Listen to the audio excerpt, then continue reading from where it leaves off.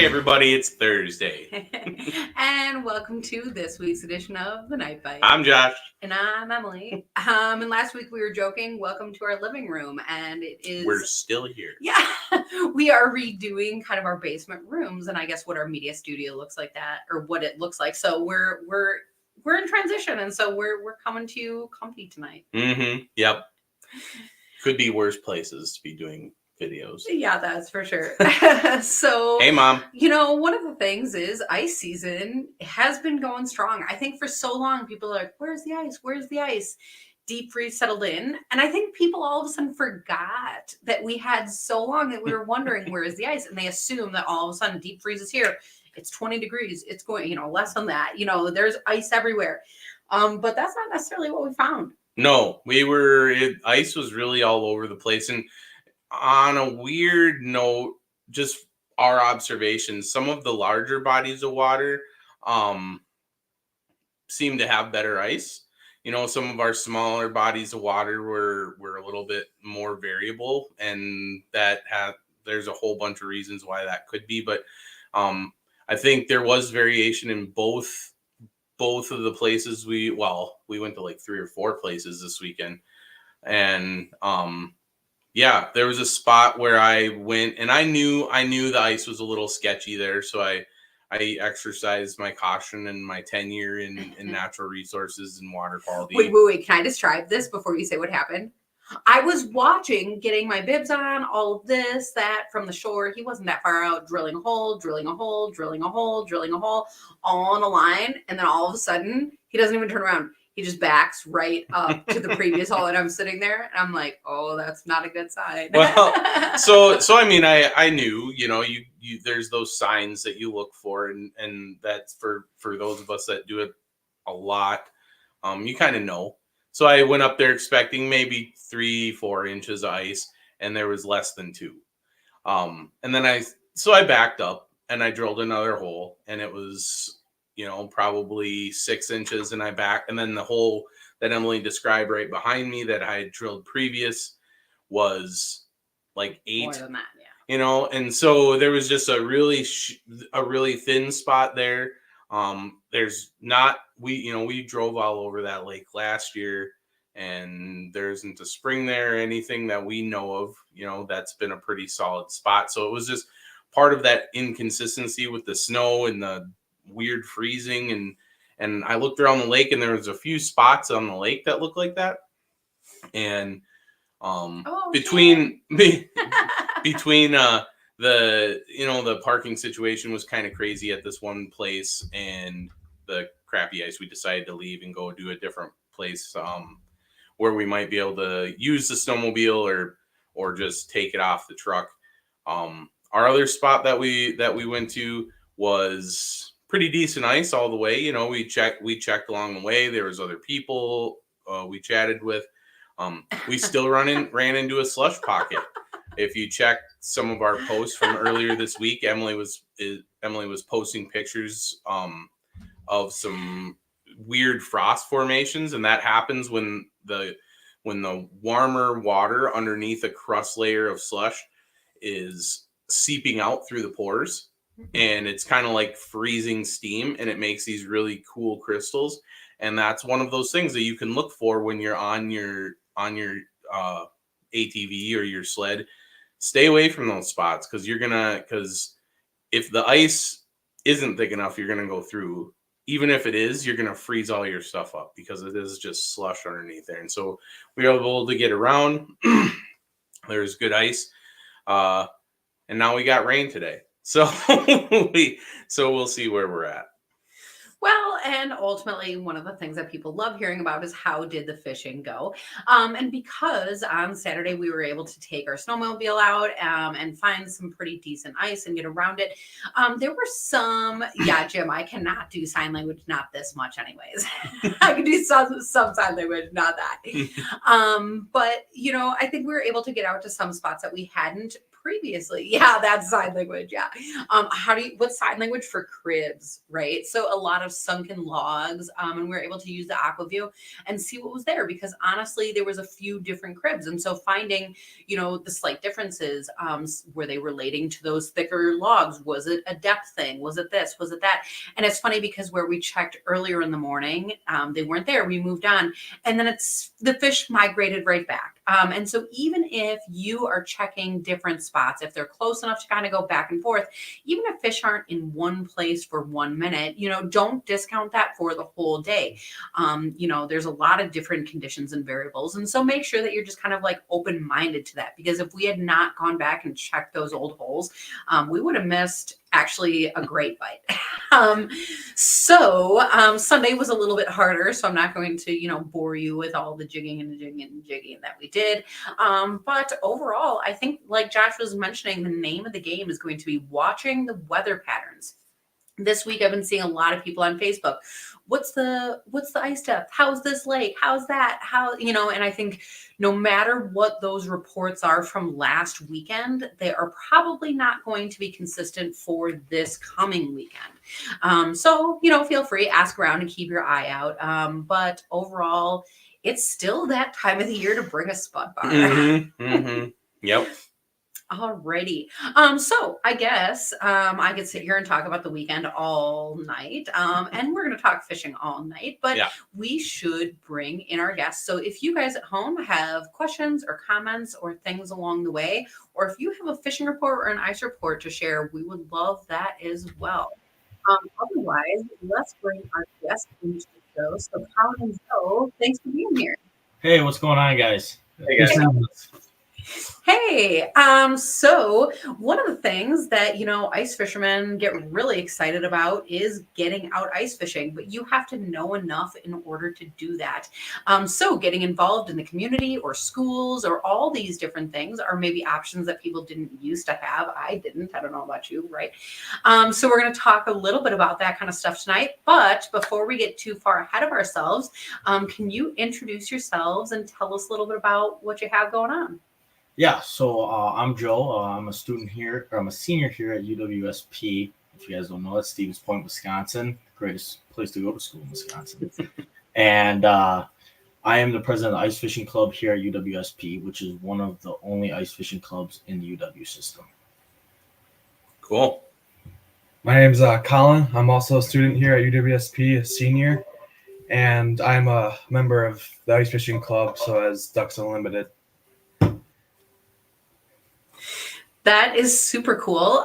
So one of the things that we had said kind of to begin with is that Josh didn't have opportunities like this growing up, and neither did I. And I guess that makes us sound really old. We didn't have these opportunities growing up. But I think that's, the funny thing is, I'm, I guess at this point, fairly removed from college, but not like that far in the scheme of things. So, it's cool to see that things are developing and moving forward. But I am imagining that wasn't an easy process. Like, fishing organizations, or I guess any kind of sport organizations, don't just like pop up overnight, do they?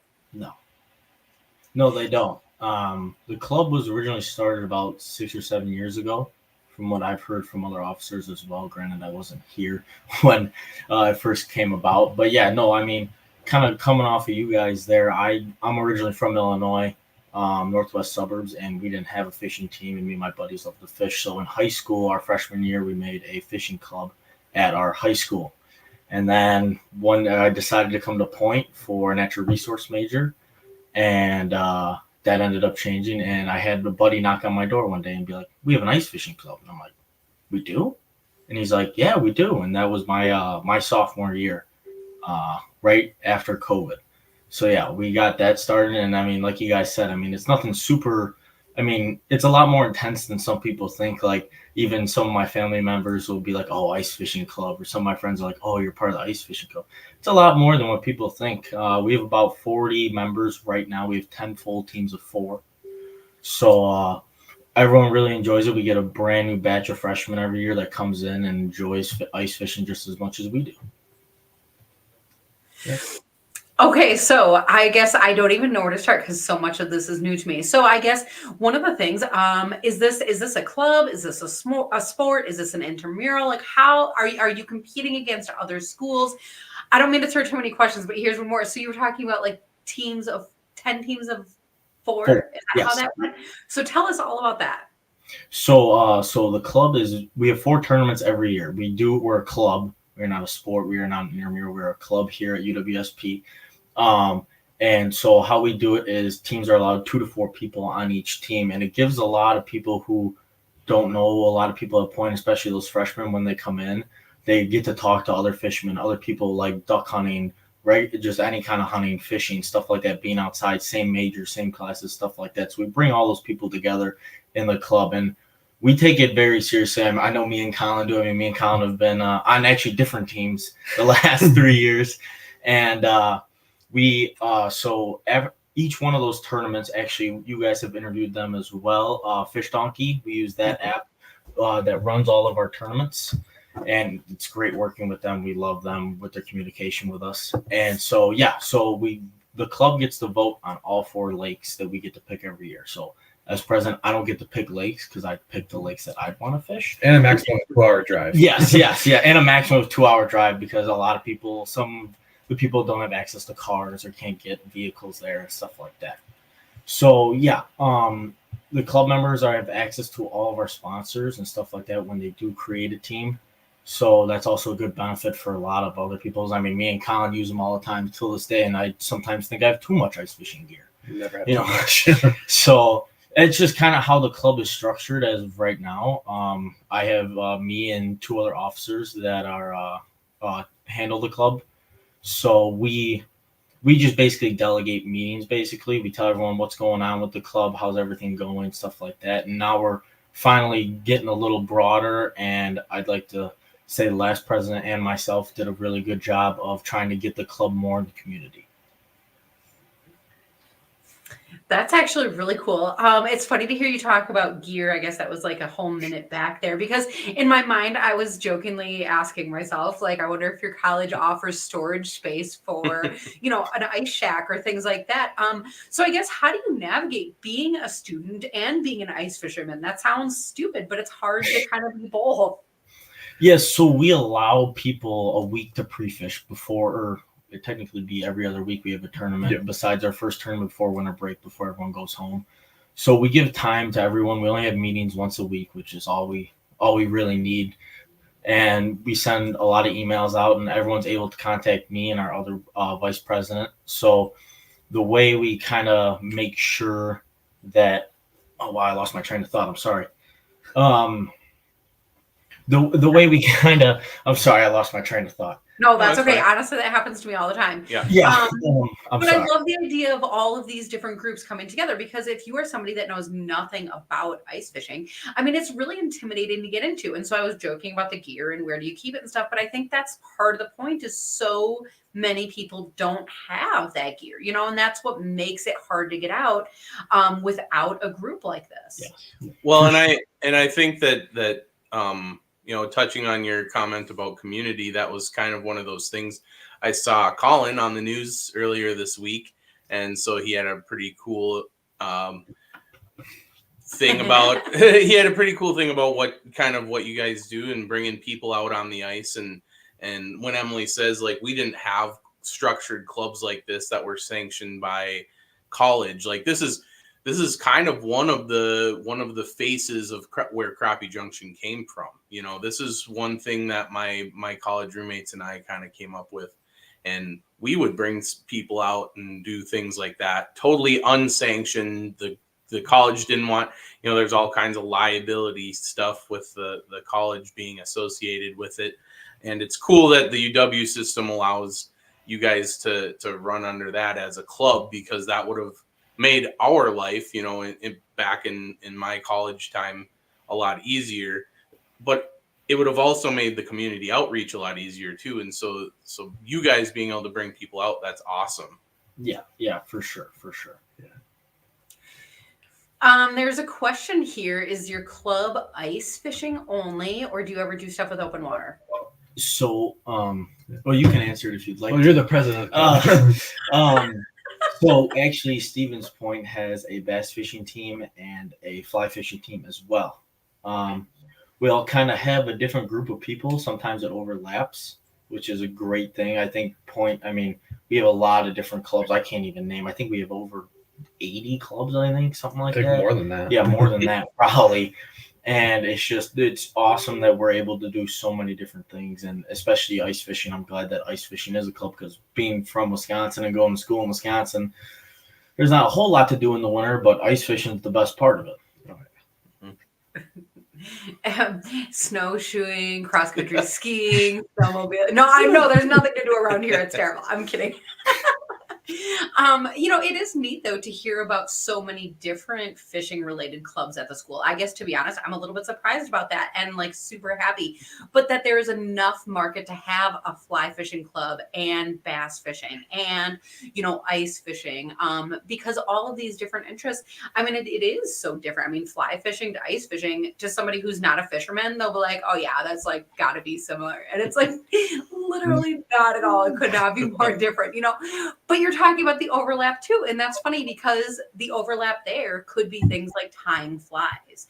And so like as a student, I, again, never had an opportunity to learn things about like the craft of ice fishing. So you might have somebody who's an ice, or I was going to say an ice major.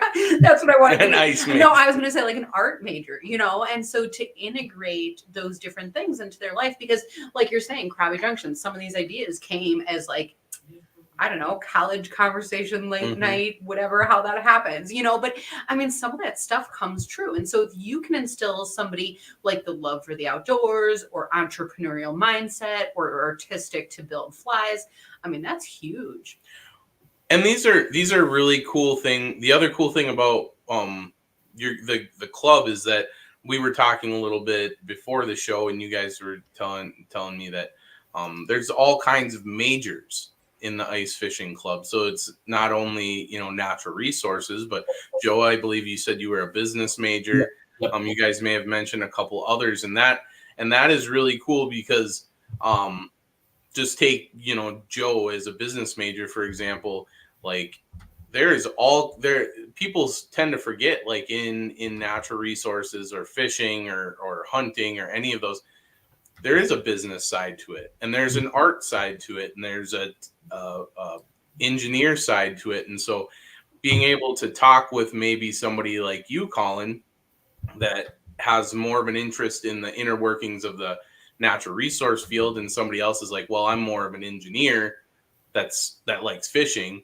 maybe they can take some of your knowledge into their career and vice versa, and make all of you more well-rounded individuals, going forward in your life. So that's really cool to me that you guys get to hang out with a bunch of people with same interests, but also different interests, and learn off of each other. Yeah, for sure. I mean, like Collin, I've known him for the last 3 years. I've been at Stevens Point. I mean, him giving me the phone call that he's going to be on the news is like the coolest thing ever, that one of my friends got to do that. And it's just really cool that he also brought up the club, and we got this opportunity, and we've had some other people reach out to us, and it's awesome that he is willing to do that and have the time to do that. Because my thing is, I want to get natural resource, either that's fishing, hunting, out to people that never done it before, because my girlfriend, she's a fisheries major, and the fish biologist, wildlife, and conservation work so hard for what I love to do, and I want people to know, like, hey, these people work really hard what we have, and I want them to get into it and appreciate it. You know what? I appreciate that message, and all I can say is like keep preaching, like keep saying that, even when you feel like a broken record, because maybe the internet is going to hate me right now, but I'm going to push forward and I'm going to say this, right? I mean, there's a lot of people out there, I don't know, keyboard warriors or whatever you call them or whatever. I'm not trying to label people, right? But I think the point is so many people get upset or judgmental or whatever. They think they know what's best for a lake or this or that. I hope this person isn't watching because they'll know this is about them. I saw a post the other day and somebody made a post that a pike, it was a muskrat came out of a hole. And then after the muskrat ran out, there was like blood around the hole. They were dead set convinced that a muskie came and bit this muskrat halfway up the hole. And that's why that there was blood there. And I'm not saying that's not true, but one other person came on and they were like, oh yeah, that had to be it. And the person literally commented under, I'm validated. I knew that was true. Right. And it's like, there's a million reasons. And I know, okay, so I know that's getting a little bit off topic, but I think everybody out there knows the truth. They know what's going on. They all have a solution for the best fish in their lake or whatever. And maybe they do. Maybe, I don't know, maybe they really do. But I think so often people forget to realize like the DNR is like experts of people who just really want the best for the fisheries. You know, it's not about closing things down or opening them up. It's about like, you know, the cycle of the lake and how that correlates with the fish. And so I think that's really great that you're talking about the good things that they're doing. And then especially in the aspect of fisheries, when they're restocking lakes, look at how much they love us. So we should love them back. You know, that's a really easy, great angle. But there's a lot of really passionate people out there that I think get really ripped apart. Well, Collin, and I think that you and I have a very similar viewpoint, probably more than you know. I'm a huge advocate for natural resource professions to utilize social media more often. I think that going forward, I think a lot of I embrace a lot of the new blood that's coming into the profession just because they seem to be a little bit more outgoing. Still very passionate about the science, but also more well-spoken and more like willing to share knowledge versus some of our older folks in the industry. And it's, I don't think it's because of a dislike for social media as much as it is just not knowing how to use it effectively. And when you see so much like people, you can do a million things right, and people will be like, oh, that's awesome. And then you do one thing wrong and like your whole city is burnt down. Yeah. And so people glom on to those negative things. And for people like you guys and us, the best thing to do is just like forge forward, ignore those negative things, and just kind of just don't give them the attention. You don't have to pretend they don't happen, but just don't give them the attention and just keep hammering on those good things. And I think people gravitate towards that. I think when you can point out like, hey, my girlfriend is doing this, working with the Fish and Wildlife Service, doing this great fisheries work over here. Look at this, and I'm over here and I have a group of conservation officers that went and helped this group get out and do some stuff. You know, those kinds of things aren't pointed out enough. And the more that the younger people coming into natural resources point those things out, I think it'll give us all in the profession more advantage in the future, just because I think we get a bad rap sometimes. You know, I think that people think that we're trying to manipulate things and we're trying to like trick people, and that's not the case. We're literally just trying to do what's best.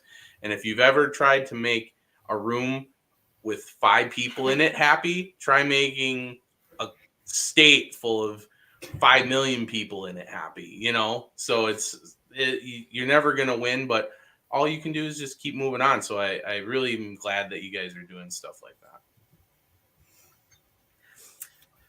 Cool. These are some super big topics. And so I have, I guess, kind of a funny question kind of above, and I don't think he means it as a funny question, but oh, now I lost it. Well, here, Steve was asking about, if you can share the bodies of water that you're fishing this year. And if you can't, because it's a secret, I totally get that. But we're talking about managing people and expectations. And I'm like, you have a club of 40 people.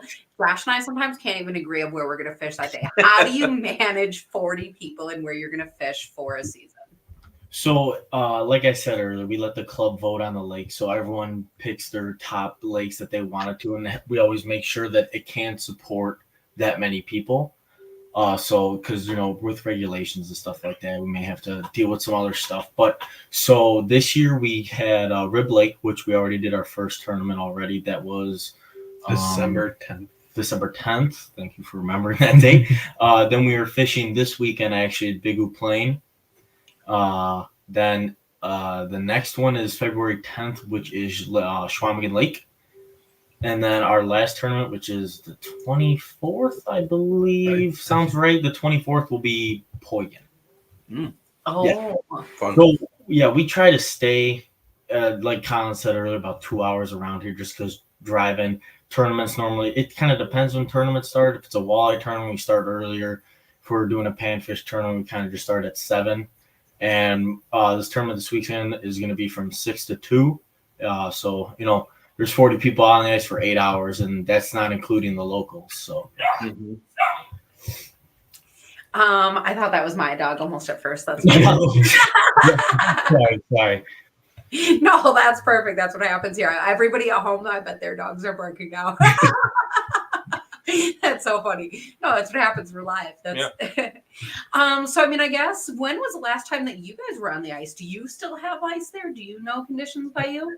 I was actually fishing a plane from 1 to midnight yesterday, and I was on about say 9 to 10 inches. There were permashacks out, but with the rain that we have today, I would imagine they would took them off just to be careful. But there's, I'd say, a good average of 10 inches in Central, or in our area at least. Yeah, I would say in our area for sure. The last 5 weeks I've been home for winter break, which like I said, was Illinois, and we haven't had any ice until the last couple of days, and we only had 2 inches. So I haven't got to fish since our tournament, or just after our tournament. But I fished the Big U Plain, but I have not been out, and I have the itch. Let me tell you, I'd love to fish right now if I could.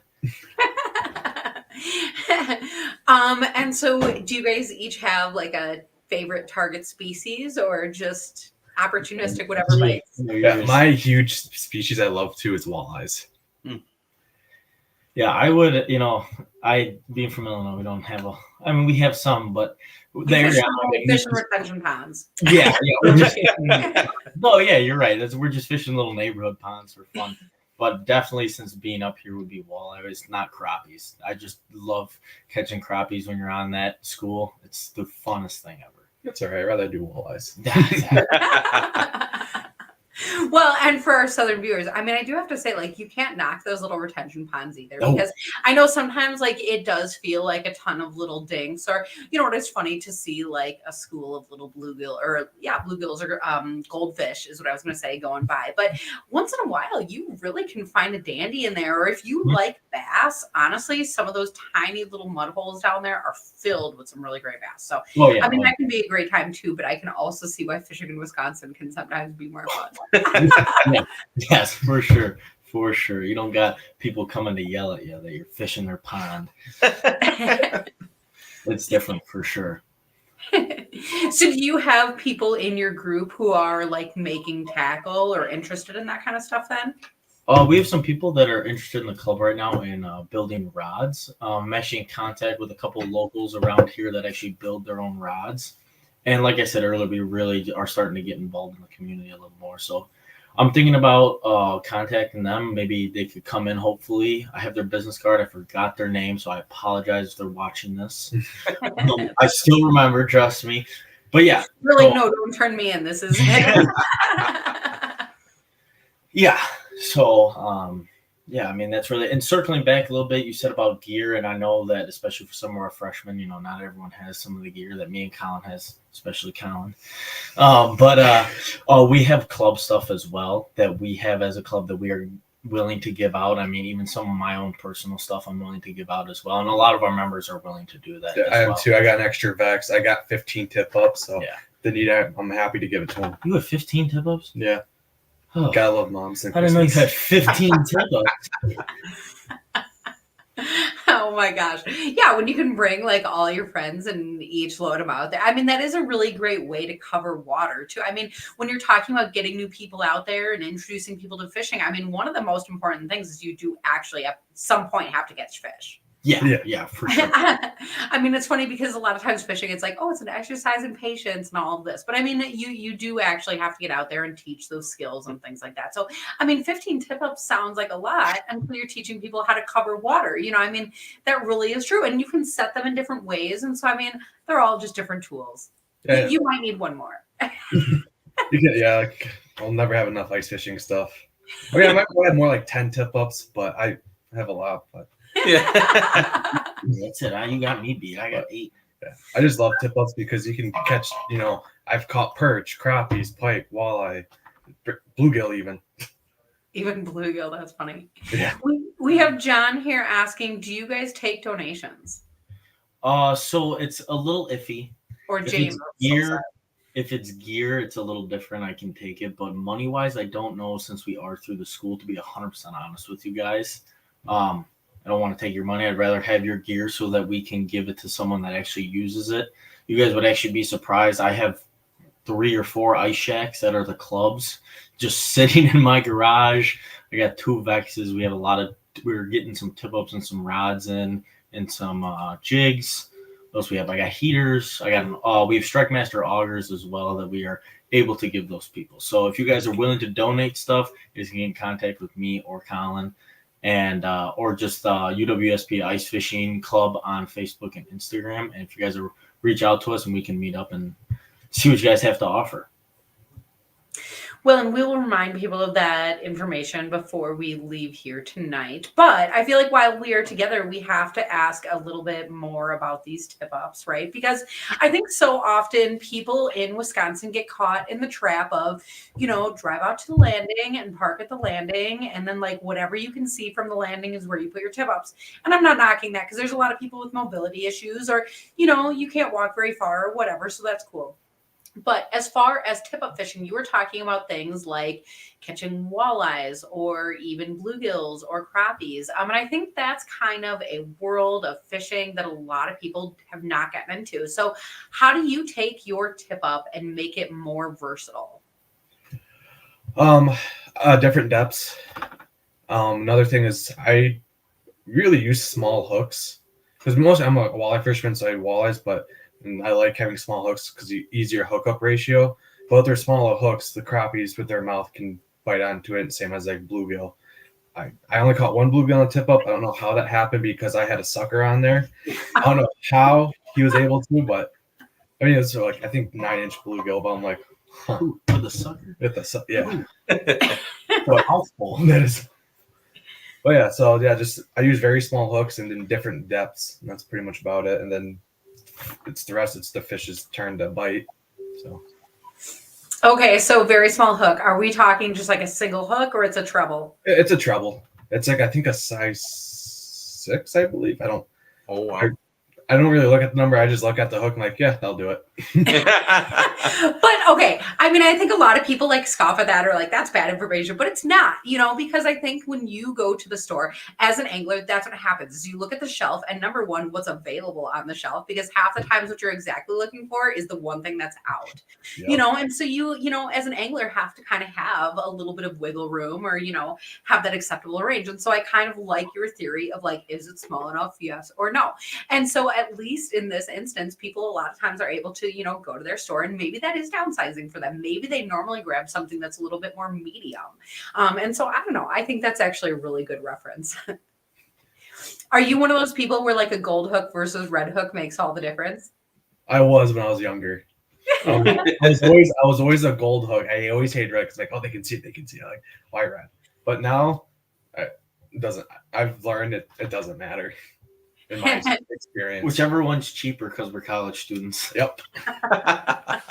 Okay, that's awesome. I do love hearing you say like, oh, it's red, they'll see it. Like, don't use that, because I'm the exact opposite. I'm like, oh, it's red, they'll love that. Why do I think that? I don't know. On that setup, are you using any kind of weights or you're just dropping it down there and letting that fish slide? A select small split shot to put on line just to get it down there. And yeah, that's about it. To be honest, I couldn't even tell you the weight because again, I just look at them like, yeah, that'll do it. Because again, and so mostly what you're looking for is just to get the minnow down there at whatever depth you're setting. Yeah. And so if you're setting 15 tip ups and you were mentioning before different depths, are you putting them all still close to the bottom or you're really doing the range of that water column? It depends on the season. So like later in the ice season, the oxygen gets used up because with the ice and snow cover, the sun can't penetrate through the plants down there to make oxygen. So that's when I'll raise it to maybe if I'm in 15 feet, I'll probably raise it to maybe 10 to 8, just where the oxygen level is. But early season, when it's just got frozen, I'm usually about like 2 feet off the bottom. And everyone has their different philosophies. I mean, I'm different than Collin. I like to do things a little differently. I can't let him know all my secrets because we do have a tournament this weekend. No, but you're like doing red hooks at the opposite depth as him, and like no. friends. No. No. I wouldn't do that. I wouldn't do that. We bounce ideas off each other. I will say Collin is very well-rounded walleye fisherman. This is the only man I know who can catch walleyes year-round. Well, and so what I didn't know is I'm sitting here asking him to spill all of his weekend tournament secrets, and he's like, "Now I have to tell you because we're on this stupid podcast." I'm actually fine giving away. I'm not that kind of person like, oh, I'm hush hush about it. Yeah. Because again, like, in the water, one day, let's say you maxed out on your walleyes. Next day, even fish move. Next day, they're not going to be there. So I really don't mind telling them. I'll give them like, hey, maybe we could just go up that way. But Well, and it's almost like what we just joked that you were like, I'm using gold hooks. And I'm over here and I'm like, I'm using red hooks. And it's like, it's those minute differences that like maybe they don't make a difference or maybe it does, but it's all this, it's all this kind of stuff. And it's like all you can almost tell somebody as an angler is like, go out and try it. And that feels like bad advice because it's like, try everything you can, but I don't know. I started using hot dogs on tip ups and I'm telling you, I have so much success. It's stupid. I want to try that, but I'm like, I don't know about that. Like, I've been against it. Yeah, I've been staying away from that. Everyone's like, yeah, hot dogs on tip. I'm like, it doesn't make any sense. It just doesn't make any sense. So here's kind of the thing. So I didn't realize that it was a weird thing because I'm originally from Minnesota, and I did a lot of like Red Lake up in upper Minnesota has been a fairly popular destination since probably early 80s. But the people that go there frequently, like I did, you just end up knowing people up there or whatever. And that was something that stemmed from that part of the world. And it's just because that sometimes bait is hard to get up there. But over the years, I think what kind of people have realized is that it's a similar size profile to like a dead perch or a dead sucker, and it does work a lot better if you put it like a foot under the ice, because then it mimics those fish that have died and they're floating and sitting under the ice. And I don't think people realize that, like, because you go out in the summertime and you catch you catch pike a lot in the weeds and like, they're ambush predators. But what people don't realize is they're called northern pike for a reason. And that's because when the water they're like one of the first ones to spawn in the spring. The water is barely thawed out and these fish are spawning in the ditches. And so the wintertime is when they excel, and they'll swim around in deep water, like 2 feet under the ice, and they just cruise around and munch up anything that they can. And I think those hot dogs just present themselves as just like, oh, that's an easy dead little snack. And I think one thing that also makes it successful is that you can put stuff like garlic, or you can add a little bit more oil to it, and some of those scents can draw fish in from a little bit further away. And also, you don't have to worry about keeping them alive. Yeah. And I think and I think if I was gonna if there's any new tip up fishermen out there, and maybe I shouldn't say this because maybe they won't find any, but I pick everybody's dead shiners up off the ice and I put them in a Ziploc, because I'll put 1 or 2 on a hook and just hang them a foot under the ice. And we do very well doing that. And that really cuts down on our bait bill, because not that I'm against live bait, I'm against spending money on it.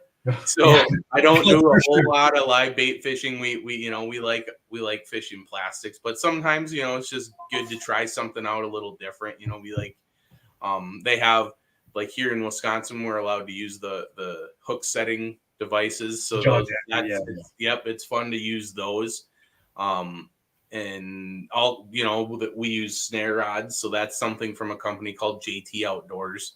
And that's just a really long bendy rod that you put a bait feeder on. And so it doesn't set the hook, but really what it does is, like, the fish takes the hook and then it just buries it, kind of like catfishing, only for like walleyes and panfish. And that's a fun way to fish too. And so there's all kinds of different ways you can do that. But yeah, if you're out there and you find dead shiners, bring a Ziploc with, because they work.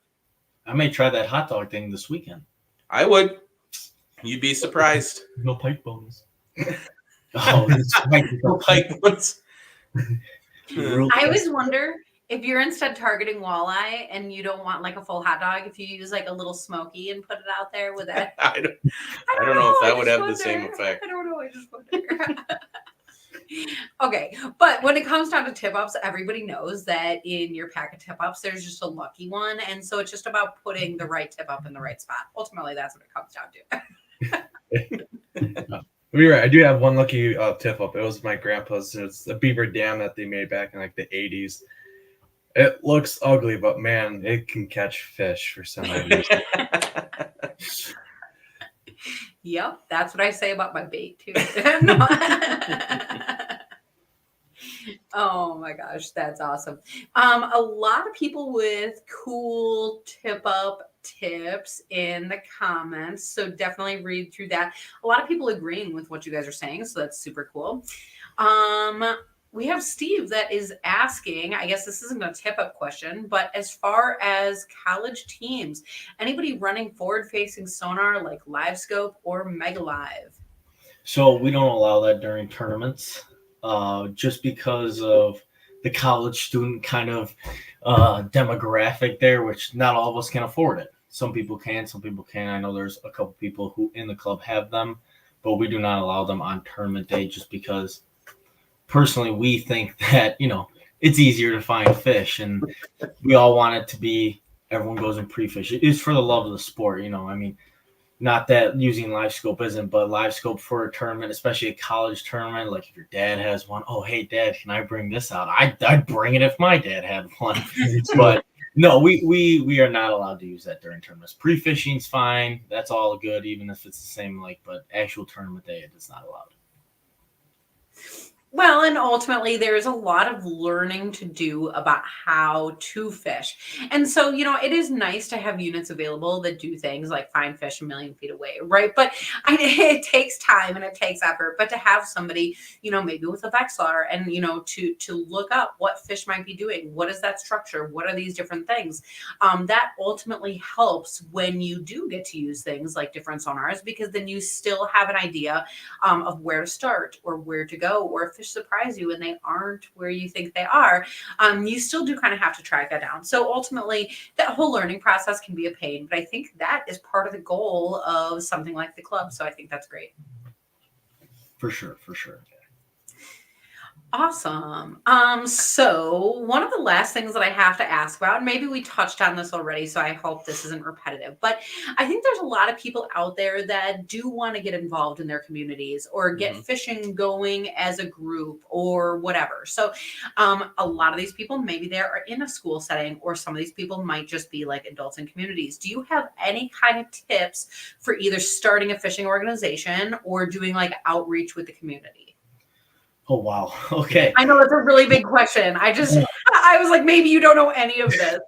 Well, I'm not a professional at doing this at all. I love the club. I love my position. I love what I do for the club as well.